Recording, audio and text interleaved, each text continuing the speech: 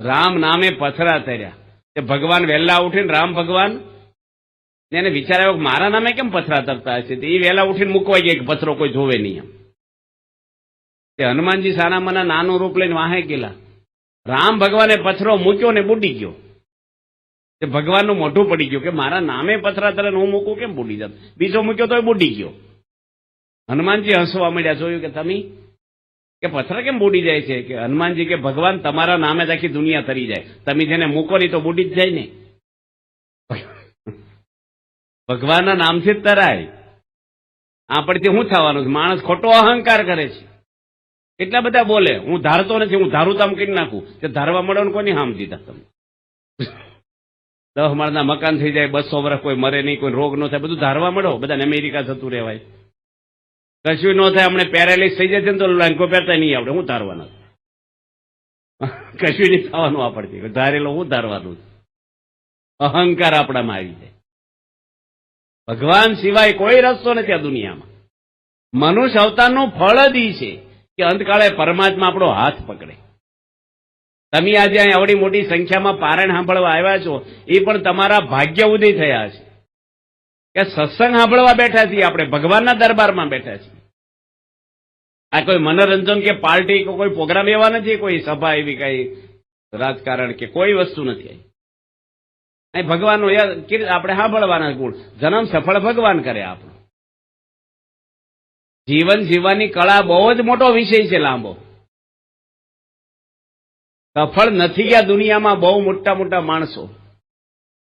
નામ ન દેવાય બહુ મોટી 4 વ્હીલ ગાડી જેની બહાર પાડી છે વર્ષો પહેલા. જેનું નામ છે દુનિયામાં, એ ગાડીના બનાવનારના માલિક અબજોપતિ આત્મહત્યા કરીને ધામમાં ગયા છે. હું ખોટું જીવનમાં. મુંબઈમાં 3 કરોડના ફ્લેટમાં રહેવા વાળા માણસો 19 વર્ષની દીકરીને એના મમ્મી પપ્પા 5મા માળે જેઠે પડીને આત્મહત્યા કરી છે. મનના દુઃખ જેવા કોઈ દુઃખ નથી. એજ્યુકેશન તમને કામ ન આપે કાંઈ. કેટલા એન્જિનિયરો જેલમાં છે જોજો તમે. કે તમે તમારા દીકરા દીકરીને હાઈ એજ્યુકેશન આપ્યું એટલે સફળ નથી થઈ જતા. ધર્મના સંસ્કારો છે ને એ માણસને સુખી કરે છે. મહાભારતમાં દુર્યોધન શ્રી કૃષ્ણ ભગવાન એક પ્રશ્ન પૂછે છે કે લડાઈ થવાની છે એમાં તમે કોને પડખે ઉભા રહેવાના છે. દુર્યોધનને કૃષ્ણ હગ્ગા વેવાય થઈ ચૂકેલા છે.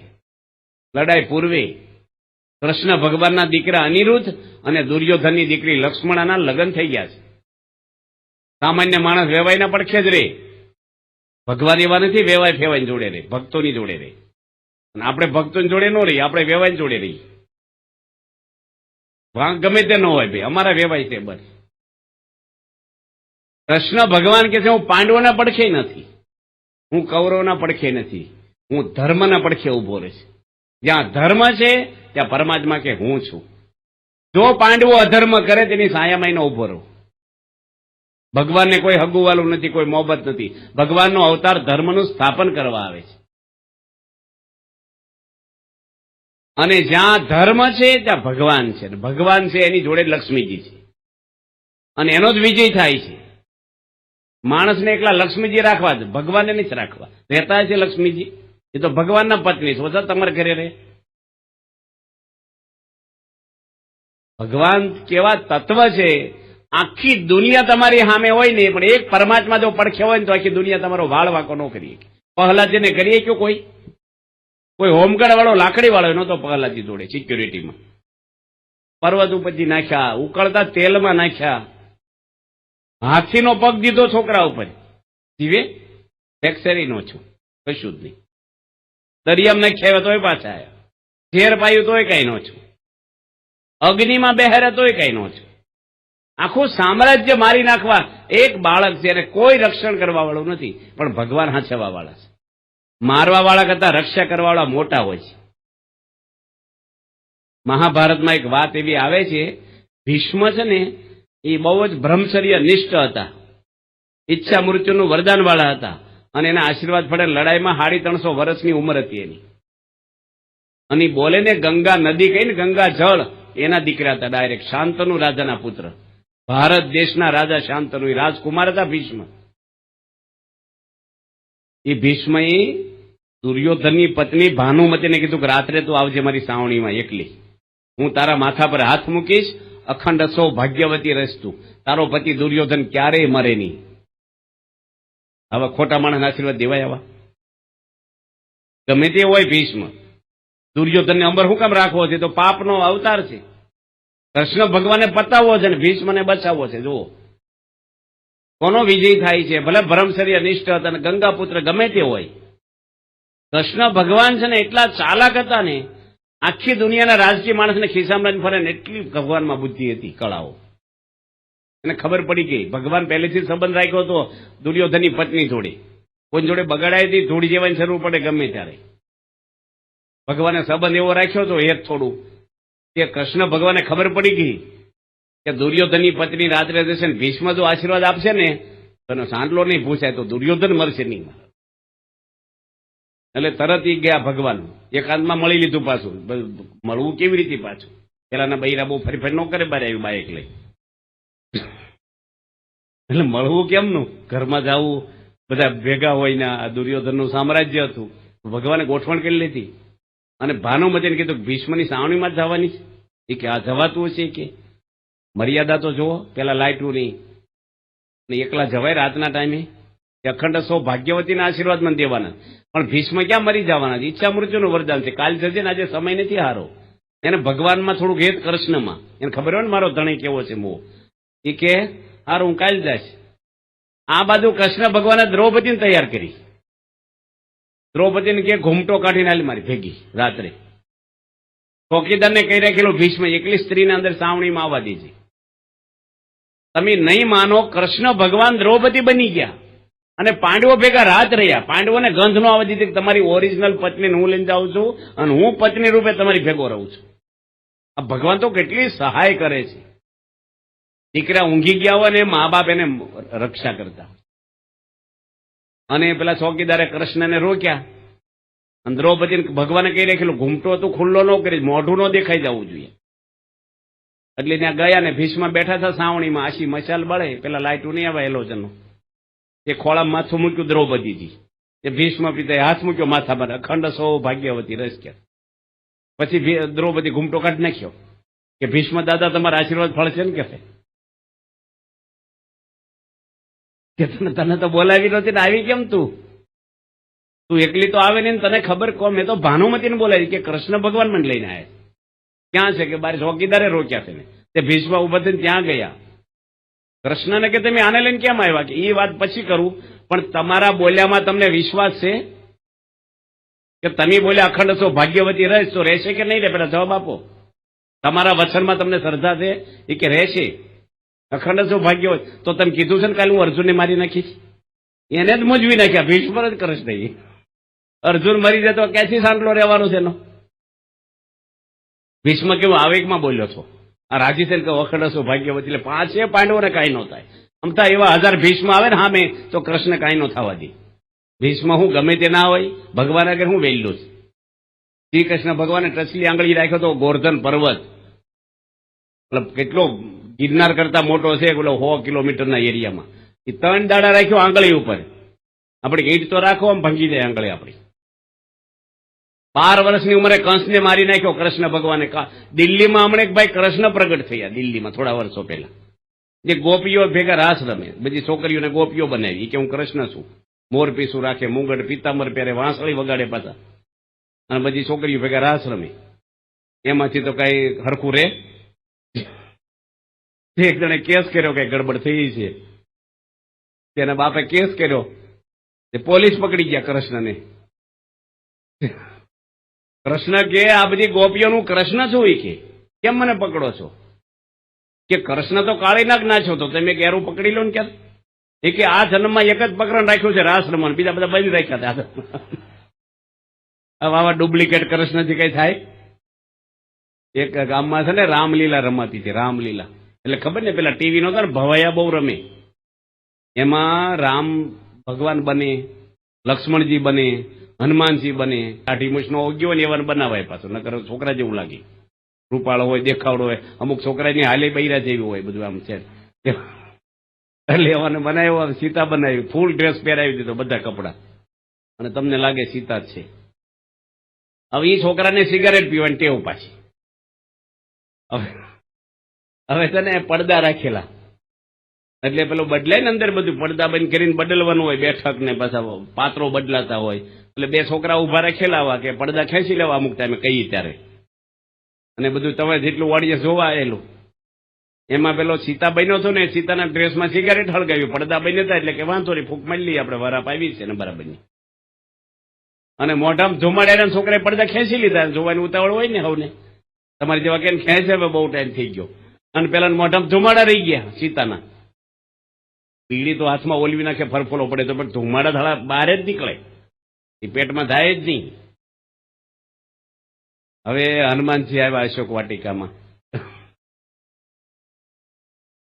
રામની અંગૂઠી આપી અને સીતાને બોલવાનો વારો આવ્યો. એ કે જવો રામના વિયોગમાં મારું હૈયું હળગે, જવો ધુમાડા બહાર આવ્યા. હવે આવા ડુપ્લિકેટ સીતા ને ડુપ્લિકેટ હનુમાનજી હાથે કામ થાય આપડા? એ જીવન સફળ કરે આપણું? આવા કેટલાય ડુપ્લિકેટ આટા મારતા હોય બહાર, ફસાવાનું નહીં ધ્યાન ત્યાં. આછા ગુરુ હોતા ને ભગવાનનું શરણું લેવાય. ગમે તેવા કંકુ કાઢે ઢેકડા કરી તો જાદુગર કહેવાય બધા. એમાં શું છે? હવે ચાલાકીઓ છે બધી. મહાન નરસિંહ મહેતા કંકુ કાઢતા હતા, મીરાબાઈ બધા, તુલસીદાસ ને હનુમાનજી ને એવું કર્યું. આમ કંકુ કાઢે, આમ કાંઈ ન હોય પાછું, આમ કોરા થાય. આમ કરે તો કંકુ નીકળે. હવે એમ કંકુ નીકળતું હોય તો કંકુ કેટલું મોંઘું હોય. આખો દાડો ઘસને ડબ્બા ભરીને તારે બૈરી વેચા કરે. આ હું કામ રોટલા માગવા આવ્યો કોકના ઘરે? આ તો બધા એવા હોય ડુપ્લિકેટો બધા. ભગવાન સિવાય ક્યાંય કોઈ આપણું કામ કરે એમ નથી. એક પરમાત્માનો આશરો આપણે દઢ હોવો જોઈએ અંદરથી. એક મારા તારણહાર ભગવાન છે. જે ભગવાનને માનો એ તમે માનવા એટલે અંદરથી માનવાના, ઉપર ઉપર નહીં. ખાલી અગરબત્તી કરી 10 વર્ષ અગરબત્તી જ રહેતી હોય, દીવો તો આવડ્યો તો, આરતી તો શીખ્યો જ ન હોય ભાઈ 25 વર્ષે. રામ ભગવાનના ફોટા રાખો તો લક્ષ્મણ ને રામને પ્રેમ કેવો હતો, કેવું જીવન જીવી ગયા. ભરતજી બોલ્યા કે એક દાડો મોડા આવશો, અગ્નિ સ્નાન કરી જશું. આ રાજ તમારું છે. દશરથ રાજાના વચને રામ 1 કલાકમાં નીકળી ગયા જંગલમાં.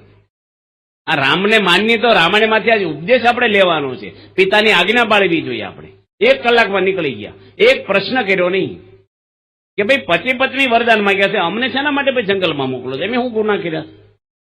ચોથો ભાગ આપી દો અમારો, જે નીકળે હાલો, નોખો થઈ જવું છે.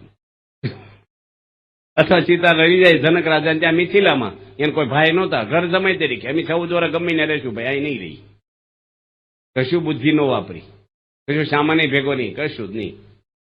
નકર માણા હું 2 દાડા રાહ જોવે ભાઈ, કઈક વિચાર બદલાય, કોઈ સમજાવાળા મળે, જવું નહીં આપણે ભાઈ, ઉતાવળ હું જઈશું કાલે. કલાકમાં કોઈ નીકળી જ ન જાય. અત્યારે અમથાય ન નીકળે, કોઈ જાય જ નહીં. ડોહાર મુખ્ય તમારે જવું વૃદ્ધાશ્રમમાં, અમારે છે ને ઘરમાં નીકળવાનું. રામ સીતા, રામ એક શબ્દ બોલ્યા નહીં. રામ તો ન બોલે, પણ સીતા માતા બોલે કે ના બોલે? કઈ જોડે બેઠક ન કરે, મારા પતિ જંગલમાં કેમ જાય છે, મીટિંગ કરી મારી જોડે, શું છે પ્રશ્ન? લાય અત્યારે વહુ હાહુ ને ઊંચા કરી નાખી. સીતા માતા કઈ બોલ્યા નહીં. આ બધા પાત્ર જુઓ. રામ ભગવાન પૂછે છે લક્ષ્મણજીને જંગલમાં. સીતા માતા 18 વર્ષના હતા, જંગલમાં ગયા હતા. રામની ઉંમર 26 વર્ષની હતી. આ ભારત દેશમાં સીતા તેટલું રૂપાળું કોઈ નહોતું, અને યુવાન હતા ને એકાંત હતો ને 14 વર્ષ જંગલમાં રહ્યા. લક્ષ્મણજી ક્યારેય સીતાનું શરીર જોયું નથી અને કપડા જોયા નથી.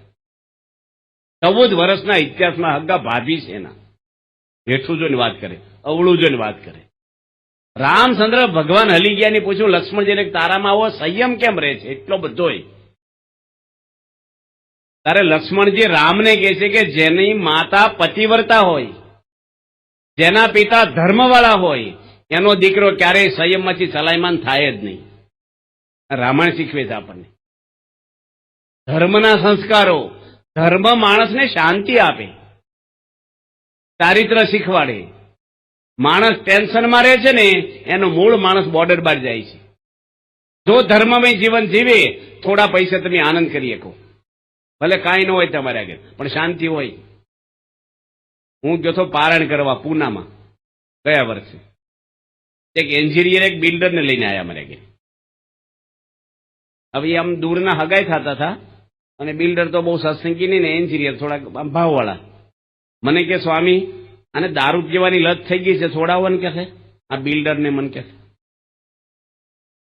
એટલે આપણે શું કહીએ ને, એટલે આપણે એકદમ તો કઈ ડોક્ટર રણજીત સિંહ લોસાઓ તરત ઉભા હોય, થોડીક વાર પૂંપડું કહે, પૂછે આમ તેમ. પછી મેં એને પૂછ્યું, મેં કીધું કેટલી ઉંમર છે તમારી? એ કે 52 વર્ષ થયા. મેં કેટલા વર્ષથી દારૂ પીવો છે? કે 2 વર્ષથી. મેં 50 વર્ષ પછી શું વિટામિન ખૂટ્યા તમને કે તમારે પીવાનો વારો આવ્યો કે તમને ના ખબર પડે? મને કે મેં કીધું પાડો ને તમે.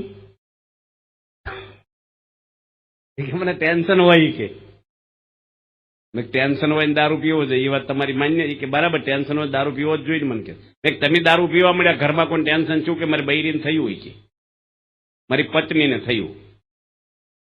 મેં કીધું એને ટેન્શન છું તમે દારૂ ન પીવો જોઈએ, તમને ટેન્શન છું તમે દારૂ પીવા મળ્યા, તમારી પત્નીને ટેન્શન છું તેને પીવડાવો. કોને ટેન્શન થાય? દીકરા દીકરીઓ. મેં એને પીવડાવો. આખું ઘર દારૂડિયું થઈ જાવ એટલે બાજુવાળાને ટેન્શન થાય, એને પીવડાવ મળો. આખું ગામ દારૂડિયું થઈ જાવ એટલે સુખી થશો કે મને કે હવે જવા જો નાલો મૂકી દઉં, તમે તો બહુ લપ કરી. મને છોડી દીધો બચારે, સારું છોડી દીધો. એટલું ઘરમાં આગ લાગે ને ત્યારે કેરોસીનનો બંબો ના બોલાવાય, પાણીનો બોલાવાય. એમ અશાંતિ થાય ને ત્યારે દારૂનો આશરો ન લેવાય, ધર્મનો આશરો લેવાય, ભગવાનનો આશરો લેવાય. ભગવાનને પ્રાર્થના કરાય, મંદિરે અવાય, કથામાં બેહાય, શાંતિ થાય આપણને. અંદરની શાંતિ છે ને ક્યાંય નથી, કોઈની આગળ નથી, કોઈ આગળ. કેવા કેવા માણસો આજે જુઓ, કૃત્રિમ સુખ બધાય. તમે છે ને નવા નવા વેવાય હોય ને, તમારા નવા વેવાયની વાત કરો, તાજા તાજા ભજીયાનો મહિમા બહુ તાજું હોય ને બધું. નવા નવા વેવાય કર્યા હોય ને, દીકરી આપી હોય ને, ઘરમાં જમવા ગયા હો, ફૂલકા બનાવે તે દાડે ગરમ ગરમ. નવા વેવાય આવ્યા હોય ને પછી 2-3 ફૂલકા ખાઈને શું કે બસ રાખો રાખો, બસ બસ. ભાઈને 8-10 ખાઈ દેવા હોય, પણ શરમ આવે કે વેવાઈને એટલું બધું ખાઈશું કેવા લાગશું આપણે. એક ભાઈ વચ્ચે વાત કરું કે એક ભાઈ લગ્ન નવા નવા છે ને તે જમવા બેઠા બહાર ઓસરી, એની પત્ની રોટલા ઘડે. સૌરાષ્ટ્રમાં ફૂટ બાય ફૂટના રોટલા બનાવે, જાડા 1 ઇંચ જાડા ગેજ હોય એનો, બાજરાના થોડા મોટા રોટલા હોય. તે પેલા ભાઈ 5 ખાધા અને 6થો રોટલો ગયો એટલે એની પત્ની પૂછ્યું, એ છોકરાની બેન સર્વિસ આપે, બહાર આપવા જાય, પેલું બહાર ઓસરીમાં જમે અને ઘરમાં ચૂલામાં રોટલા બનાવે.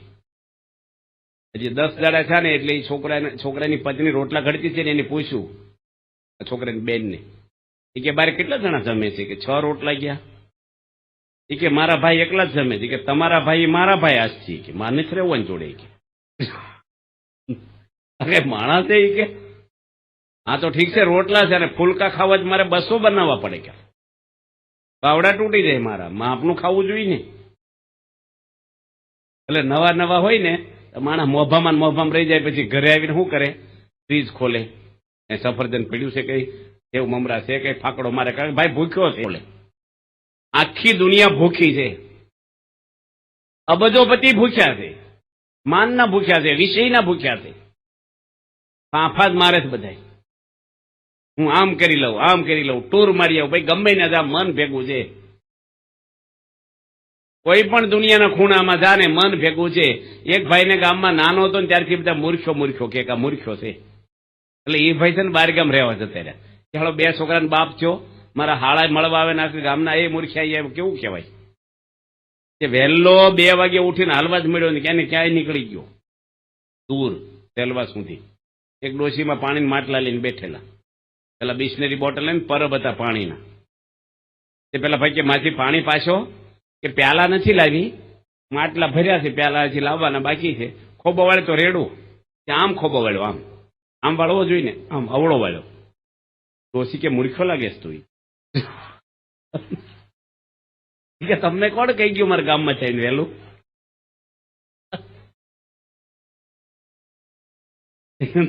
તમારા લક્ષણ ભેગા આવ્યા થયા જોડે જોડે. એમ સ્વભાવ છે ને, ઓફિસર થઈને તોય ન જાય. તમે એન્જિનિયર થાવ તોય ક્રોધ જાય, નવા બગલા ભરાવા જાવ ક્રોધ જતો રહે, ઈર્ષા જાય, માન જાય. ગીતામાં ભગવાન લખ્યું કામ, ક્રોધ અને લોભ નરકના દ્વાર છે.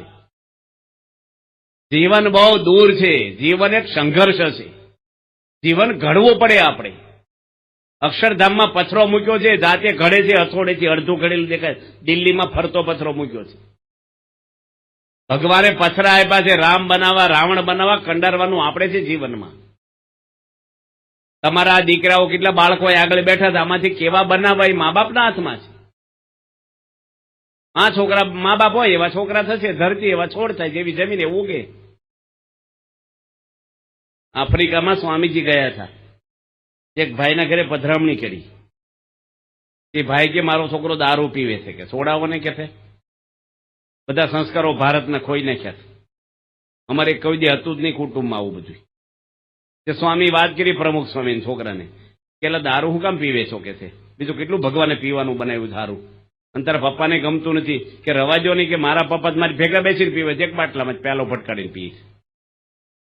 સ્વામી કે તમે છોડો ને તાર, એ કે મારે કેટલું જીવવાનું આવે, મને પી લેવા જો ને, આને વાત કરો કેટલું. આ ક્યાંથી છોકરામાં આવે. રામ જેવા દીકરા જોઈએ તો દશરથ થવું પડે. સારા સંસ્કારો મેળવવાને એની બોલબાલા છે દુનિયામાં. પ્રમુખ સ્વામી મહારાજ આગળ કાંઈ બીજું નહોતું, એક હોદ્દો નહોતો ભારતમાં કોઈ ખાતું, એક પાય એના નામે નથી. એને કોઈ ઓફિસ નહીં, કોઈ મોબાઈલ નહીં, કોઈ ચાવી નહીં, કોઈ દસ્તાવેજ નહીં, કોઈ બેંકમાં ખાતું નહીં. 6 ચોપડી ભણેલી વ્યક્તિ આ દુનિયામાં કરોડો માણસોના શરણોમાં જીવન અર્પણ કરી દે એવી ભાવના એનામાં સમાજમાં કરી. એનથી કરી છે, જીવનથી કરી છે. જીવન કથા કરવી એટલે કઈ જીવન નથી બની જતા. કથા કરવી એક કળા છે, બોલનારા તો બહુ છે દુનિયામાં. દૂધ ઉપર પુસ્તક લખવું હેલું છે, એને કઈ લાભ ન થાય, પીવી એને લાભ થાય, લખે શું લાભ થાય. એમ કથા કરી લાભ નથી થઈ જતો, કથા જીવનમાં આવે.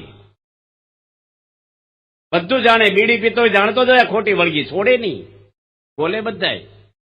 જે માણસો ખોટું કરે ખબર નથી હું ખોટું કરું છું, ભેળસેળ કરું છું, ચોરી કરું છું, પાપ કરું છું, વ્યસન કરું છું, એ બધું ખોટું છે. ભગવાને શરીર આપ્યું છે આપણને, તેના માટે વ્યસન કરવાના તમારા લોકો.